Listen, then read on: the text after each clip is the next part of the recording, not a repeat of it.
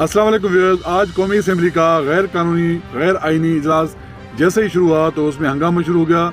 ऐसे ड्रामे हुए, ऐसे तमाशे हुए कि आज बताया जा रहा है कि बहुत बड़ी खबर है कि नवाज शरीफ को आज फिर जूता उछलाया गया नवाज शरीफ की तरफ। तो वो देखते हैं कैसे और किसने उछलाया, ये पता करते हैं कि किसने नवाज शरीफ की तरफ जूता फेंका है।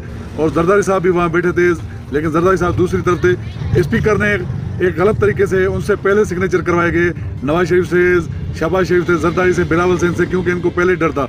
जो इनको डर था वो मेरे ख्याल में हो चुका है। बताया जा रहा है कि नवाज शरीफ की तरफ जूता उछलाया गया है। ये पता नहीं कि उसे लगा है कि नहीं लगा, अब देखते ज़रा से पता चला है। अब आगे देखें, खुद वीडियो में देखते हैं कि नवाज शरीफ को जूता पड़ा है कि नहीं पड़ा। अगर उसे लगा है तो ये गलत चीज़ है, इसकी मजम्मत करते हैं। ऐसी चीज़ें नहीं होनी चाहिए। ये एक कौमी असम्बली है, कौम की असम्बली जिसे पूरी कौम चुन के भेजती है।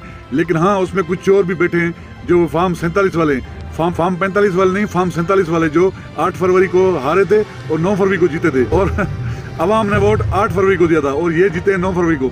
इन लोगों पर जूते पड़े हैं। तो नवाज शरीफ पे अगर जूता पड़ा है तो ये अच्छी बात नहीं है किसी के लिए भी, ये गलत है। क्योंकि असेंबली में तो है ना, वहाँ ऊपर कुरान पाक की आयतें लिखी हुई हैं, नीचे ये जो बैठे हैं ये हमारे नुमाइंदे, तो इनके साथ ऐसा नहीं होना चाहिए। हाँ, उनके करतूत तो ऐसे हैं, अगर वो बाहर निकलते हैं किसी की तरफ जूता फेंकना सही नहीं। तो इज्जत के तरीके से, एहतराम के तरीके से एहतजाज अपना रिकॉर्ड की जाए, पुरअमन एहतजाज हो तो वो बेहतर होता है जमहूरियत के लिए भी, पाकिस्तान की आवाम के लिए भी और पाकिस्तान के लिए भी। और बताया जा रहा है कि ये गैलरी से किसी ने जूता फेंका है नवाज शरीफ के ऊपर। अब ये कहें कि नवाज शरीफ के सीट के आगे गिरा है वो, तो वीडियो में वो देखना पड़ेगा कि ये वाकई जूता गैलरी से आया है या किसी मेंबर ने फेंका या कहीं से भी। तो वो कंफर्म जैसे होगा वो आपको बताया जाएगा।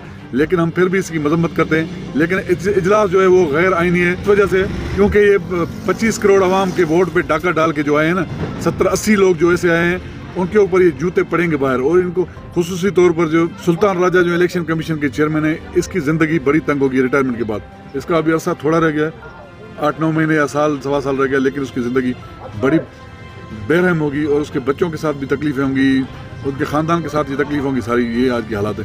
तो वीडियो पसंद आया तो वीडियो को लाइक और शेयर जरूर कीजिएगा, और अगर चैनल पर हैं तो प्लीज़ चैनल को सब्सक्राइब करें। शुक्रिया, अल्लाह हाफ़िज़।